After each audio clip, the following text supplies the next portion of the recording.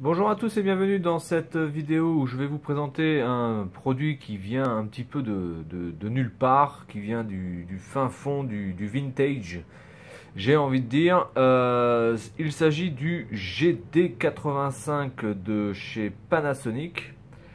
Alors déjà la première bizarrerie, c'est qu'il y a deux paquets, comme vous pouvez voir. Et ensuite, c'est hyper grand. Là, donc j'ai dû refaire un petit peu. Je me suis remis sur ma première table, petite table où j'ai fait mes premières vidéos parce que sur l'autre c'était juste pas possible. On voyait rien. C'était un peu la galère. Donc voilà. Donc ce Panasonic GD85, c'est un modèle qui apparemment n'est pas sorti en France, peut-être voire même en Europe. C'est un modèle très très peu connu et surtout les boîtes sont très bizarres parce que généralement quand vous achetez un téléphone, alors je vais prendre une boîte au hasard, voilà.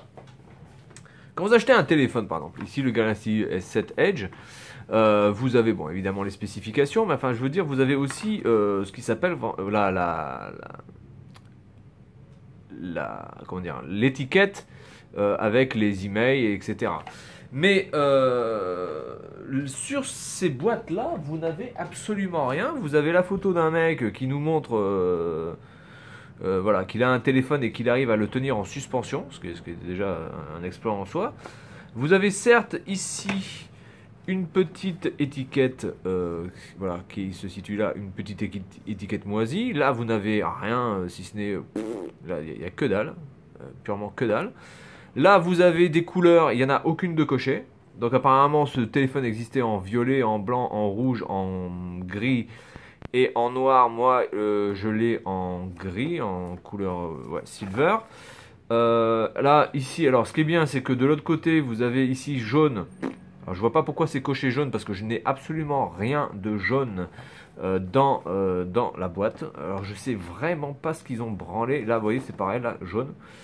Donc je sais vraiment pas ce qu'ils ont foutu Panasonic avec ce téléphone. Je sais pas quel était le concept marketing de tout ça, mais vraiment c'est très très très très très bizarre.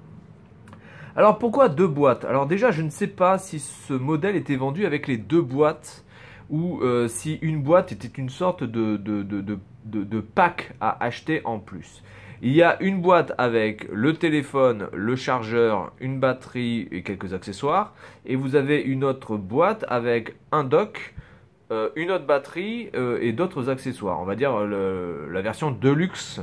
Alors je ne sais pas du tout si ces boîtes étaient ensemble ou si ces boîtes étaient séparément, s'il fallait acheter le pack avec le téléphone. Alors j'en sais strictement rien. Ce téléphone est complètement pour moi un mystère.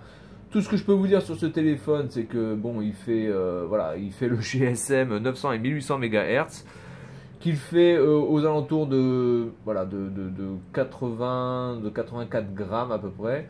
Il est pas très lourd, hein, il est vraiment pas très lourd comme téléphone. C'est l'un de ses points forts, je pense, pour l'époque, puisqu'il date de 2002. Voilà, il n'y a pas grand chose à dire dessus, il y a très peu d'informations sur ce téléphone. Ça me fait penser un petit peu au téléphone que j'avais récupéré de Corée. Si je retrouve la boîte pareil, vous pouvez trouver ma vidéo là-dessus, sur ce téléphone-là, le Sion. C'était un LG, voilà. Donc, mais encore celui-ci, vous voyez, il y a des étiquettes, il y a des choses dessus. Là, il n'y a rien, il n'y a rien du tout sur cette boîte. On n'a que la photo du gars. Donc voilà, bizarrerie des mobiles. Voilà un modèle qui en est la quintessence, j'ai envie de dire. Donc, alors oui, alors Panasonic, évidemment, ça n'existe plus en téléphone, mais on était dans la période un petit peu folle où il y a eu la mode de tout. Il y a eu la première mode enfin, il y a eu la mode des Ericsson. Avant ça, il y avait la mode des StarTAC hein, de chez Motorola, il y avait la mode des Ericsson, puisqu'ils avaient une sorte de clapet, alors clapet qui servait strictement à rien, mais enfin clapet quand même, que Sony après a récupéré aussi un petit peu. Ensuite, vous aviez la mode des NEC, la mode des Alcatel aussi, la Alcatel One Touch, vous aviez la mode des Sharp, la mode des Siemens, la mode évidemment du Nokia. Voilà, donc c'était un petit peu la période foufou, vous aviez des tonnes et des tonnes de marques. où à chaque période il y avait une folie, c'est-à-dire qu'à un moment donné, si vous n'aviez pas votre téléphone Panasonic, quoi, t'as pas de Panasonic, mais c'est trop la mode Panasonic. Voilà, donc c'était un petit peu cette mode-là où c'était un petit peu foufou. Alors maintenant, ça existe toujours, hein. Vous avez Apple et après vous avez Samsung et on va dire les autres qui se tirent la bourre derrière. C'est toujours la même chose, mais il y avait moins cette fluctuation. C'est-à-dire que Apple est toujours Apple, Samsung est toujours Samsung, LG est toujours LG, et Huawei commence voilà, à grandir, et Xiaomi, etc. Mais c'était la période où vraiment vous aviez des marques qui vendaient énormément de téléphones, et puis qui après n'en vendaient plus du tout, parce que voilà, les gens passaient sur un autre, sur d'autres marques. Je me rappelle moi surtout de la période NEC par exemple, c'était la folie, hein, les gens qui voulaient acheter des NEC, c'était un truc de fou. Voilà, donc voilà, et puis alors Panasonic a vendu quelques modèles, et puis après se sont complètement cassés la gueule, et n'existe plus du tout en téléphonie. Alors on va commencer par le téléphone. Alors je sais plus quelle boîte c'est, je pense que c'est celle-ci, puisqu'elle m'a l'air un peu plus épaisse et un peu plus lourde.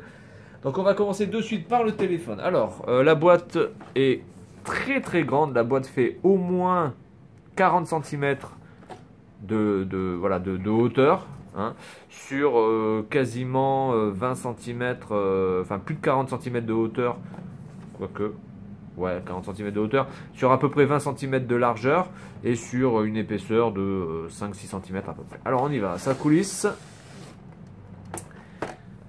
Alors, ce qu'on peut dire déjà, c'est que c'est très bien rangé, c'est très bien posé. Enfin, voilà, c'est chaque chose a son compartiment. Alors, il y a des choses, je ne sais pas du tout à quoi ça sert, honnêtement.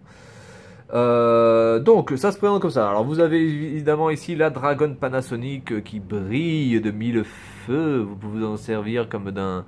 Alors, la Dragon, je sais pas trop, enfin, parce qu'en tout cas, on peut pas le mettre au poignet, ça c'est sûr. Voilà, bon, ça y est, pourquoi pas. Vous avez ici, alors j'ai pas réussi à la choper, je vais essayer de la choper,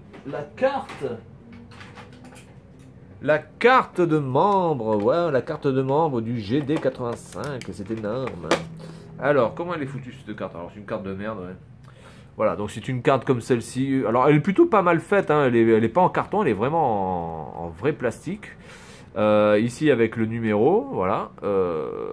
Et puis il faut mettre la signature. Et puis après vous pouvez accéder au club GD85 VIP. Attention. Voilà pour ça. Ensuite, alors j'ai ça. Ah, ça je vais peut-être le ranger, on s'en fout. Alors ça, je sais pas du tout à quoi ça sert parce que putain de bordel de merde. Vous avez deux trucs en cuir. Et qui apparemment est vraiment le truc d'origine. Hein. C'est pas un mec qui a foutu ça dedans juste parce qu'il n'avait pas la place. Je pense que vraiment c'est vraiment le truc. Parce que vous pouvez voir que ça fait vraiment la taille de ça. Et ça fait vraiment la taille de ça. Donc c'est vraiment fait pour ça. Mais enfin, je veux dire, vous allez quand même pas mettre votre téléphone. Excusez-moi, mais vous allez quand même pas mettre le téléphone comme ça. C'est-à-dire, vous le mettez dans une première poche. Et cette poche, vous la mettez dans une deuxième poche. Bon, alors peut-être qu'à l'époque c'était conceptuel, je veux dire, c'est peut-être sympathique de protéger son téléphone comme ça, mais enfin, je veux dire, c'est absolument pas pratique parce que là, on vous appelle. Attends, on m'appelle, attends, on m'appelle, putain, attends. Ah bah non, merde, ah, il est parti. Bon, donc voilà, alors c'est sûr que le téléphone est super protégé. Alors là, on peut pas dire le contraire. Vous avez une première couche de cuir, et c'est du cuir, hein, avec une deuxième couche de cuir. Là, franchement, on peut jouer au foot, on peut faire ce qu'on veut avec, il n'y a aucun souci. Mais c'est absolument pas pratique, quoi. Qui va utiliser ça? Franchement, c'est sympa, hein, Panasonic. Hein. Franchement, vous avez, voilà, vous avez dépensé de l'argent à fabriquer ça, mais ça sert à rien. Ça sert strictement à rien. Voilà. Hop. Donc le téléphone en lui-même, alors avec la batterie qui est ici. Alors la batterie, je ne sais pas combien elle doit faire de mAh. Ah si, c'est écrit 650 mAh. Hein, donc autant vous dire que aujourd'hui avec 650 mAh, vous pouvez absolument rien faire. Je ne sais même pas si c'est la batterie d'un iPod classique 650 mAh. Enfin, c'est juste ridicule. Il y a le gars m'a laissé une carte SIM. Alors là, il me l'a laissé la carte SIM, mais bon, elle ne fonctionne plus, elle n'est plus activée. Voilà, donc on met ça comme ça, voilà, tout simplement. Hein. Donc le téléphone, ça je le mets de côté puisqu'on va revenir après dessus. Et le chargeur Panasonic d'origine qui a l'air de n'avoir jamais été utilisé. Hein. Vous pouvez voir, voyez, ça brille. Ou alors le mec l'a lavé. Enfin, ça m'étonnerait qu'il l'ait lavé parce qu'après, dans la deuxième boîte, vous allez voir un petit peu le truc. Mais je pense que ce câble-là n'a jamais été utilisé. Vraiment. Alors, c'est un câble propriétaire, évidemment, hein, puisqu'à l'époque, tout le monde faisait ces petits câbles, évidemment, hein, puisque pour bien nous emmerder et aller chercher les câbles, après, c'était la galère une fois, surtout que Panasonic avait fondu les plombs.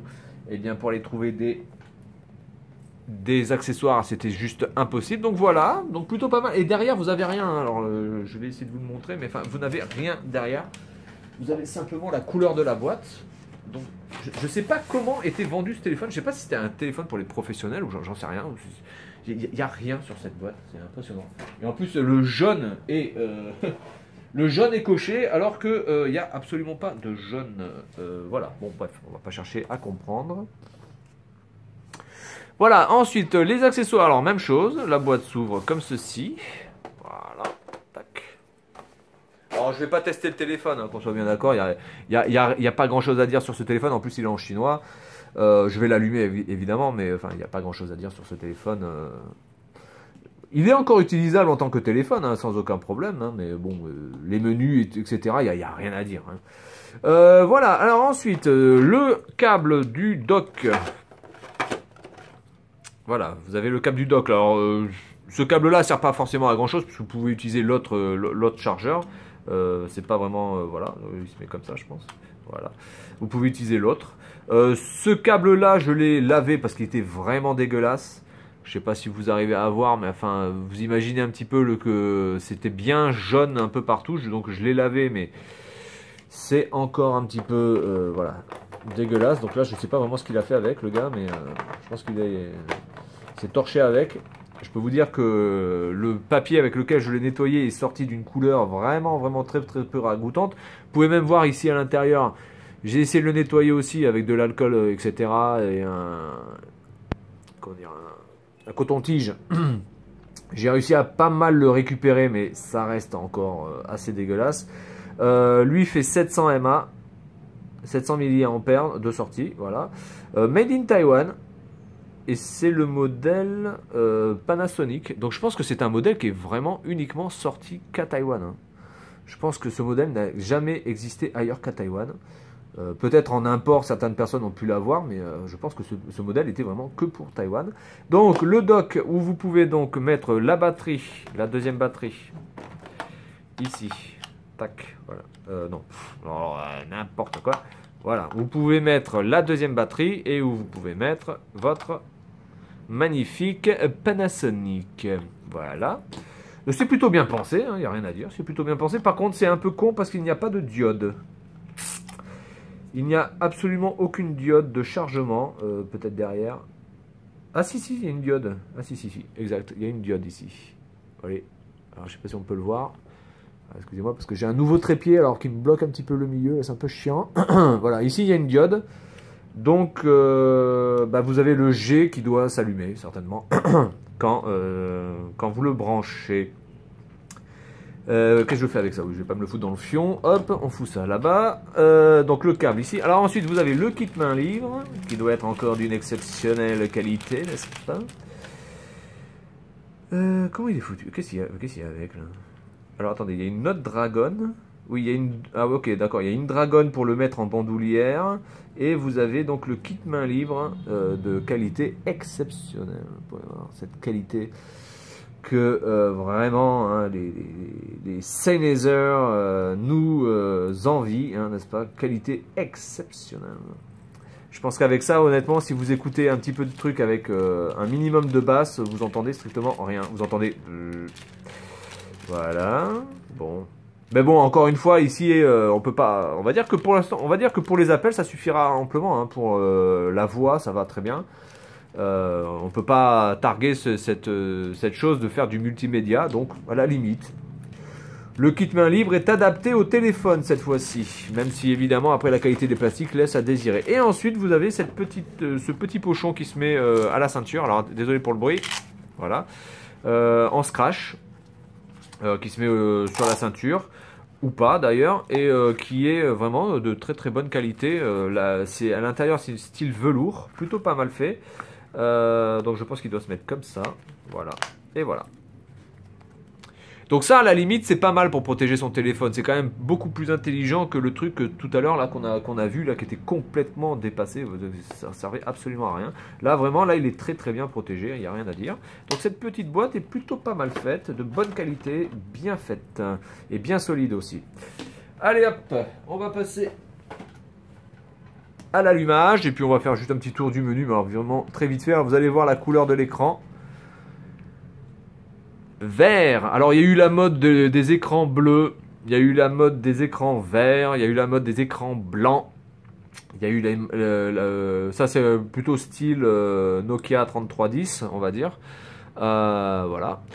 Donc il y a eu la mode de plusieurs couleurs hein, comme ça. Il y a eu la mode des écrans vraiment de couleurs assez cheloues, violet aussi, etc. Bon enfin bon, des trucs complètement aberrants.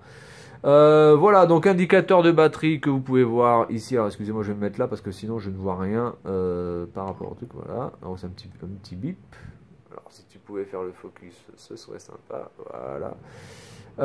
Voilà, donc vous avez le menu. Alors moi je suis encore dans la nouvelle ère. J'essaie de passer comme ça, mais évidemment ça marche pas. Alors la petite molette enfin le petit joystick est pas très agréable à utiliser, vraiment à la longue ça nique le doigt, il est beaucoup trop fin. Je sais pas si vous allez voir le truc là, le petit truc noir qui est ici. Voilà, je vais essayer de faire un focus. Voilà, le petit truc noir qui est là, vraiment ça nique le doigt, ça râpe, c'est vraiment très désagréable à utiliser. Donc je me vois mal utiliser ce menu de manière vraiment très voilà, intensive. C'est assez difficile. En plus, alors ça je sais pas si c'est dû à l'âge, mais c'est pas du tout soft quoi. C'est-à-dire que faut vraiment bien appuyer. Voilà, c'est pas agréable au toucher, mais alors vraiment pas du tout. Après sur la qualité de confort de l'écran, bah, il est plutôt pas mal, plutôt lumineux, ça c'est plutôt un bon point. Les touches sont pas dégueulasses dans le sens où ça fait pas un clic monstrueux, donc les touches sont vraiment bien, ça c'est clair et net. Le haut-parleur est plutôt, voilà, il est plutôt convenable sur les sonneries, ça fait le taf, on va dire. Ni plus ni moins. Oui, alors vous avez ici la petite languette pour mettre le kit main libre, normalement, voilà, avec le jack en 2,5 qui est un format standard, hein, 2,5, mais qui est rare, voilà. Il n'y a pas beaucoup de marques qui utilisent le 2,5. Voilà, avec le micro ici, enfin bon, vous connaissez, le classique. Alors, ce qui était plutôt rare à l'époque, c'est-à-dire que vous aviez ici le haut-parleur et vous aviez un haut-parleur aussi derrière. Donc c'était plutôt pas mal ça pour la qualité quand même sonore. Donc je pense que les sons, les sonneries doivent être plutôt de bonne qualité. Genre, je me rappelle à l'époque, c'était le grand truc marketing, sonnerie polyphonique. Waouh, sonnerie polyphonique. Vous voyez absolument aucune différence avec des sonneries normales. C'était juste dégueulasse, ça vous niquait les oreilles. Mais enfin bon, bref. C'était marketing aussi. L'antenne qui ne se déplie pas. Hein. On n'était pas quand même aussi vieux que ça. Mais enfin bon, l'antenne est quand même là. Elle n'est pas intégrée comme dans le Nokia 3310 qui a dû sortir quasiment en même temps que celui-là. Celui-ci est sorti en janvier 2002. Il me semble que le Nokia 3310 est sorti légèrement après. Légèrement après, ce sera à me confirmer, je ne sais pas.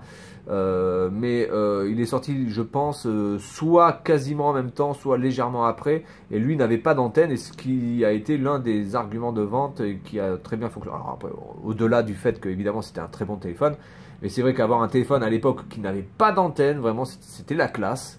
Voilà, il en fallait pas beaucoup à l'époque. Hein. Je veux dire, un téléphone qui avait un écran bleu déjà, c'était ou un écran blanc, ou avec 3 couleurs, c'était déjà la folie.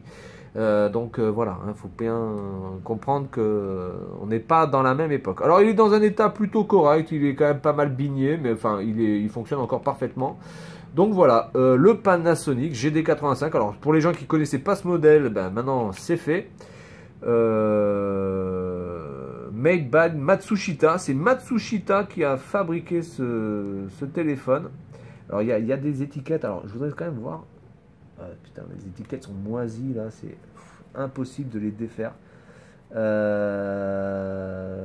c'est le D. On voit rien là. Là il y a écrit quoi là? Est-ce qu'on peut l'enlever cette merde ou pas? Je vais essayer d'enlever celle-là. Oh là là là là. Le truc, il a resté collé. Bon, bref, c'est pas grave. On peut rien enlever. Le truc est tellement vieux que tout est quasiment soudé. Soudé au plastique. Bien, ça a fusionné. Voilà, voilà pour ça. Donc, c'était la présentation d'un téléphone certainement que vous ne connaissiez pas forcément. Le Panasonic CD85. Et je vous dis à la prochaine.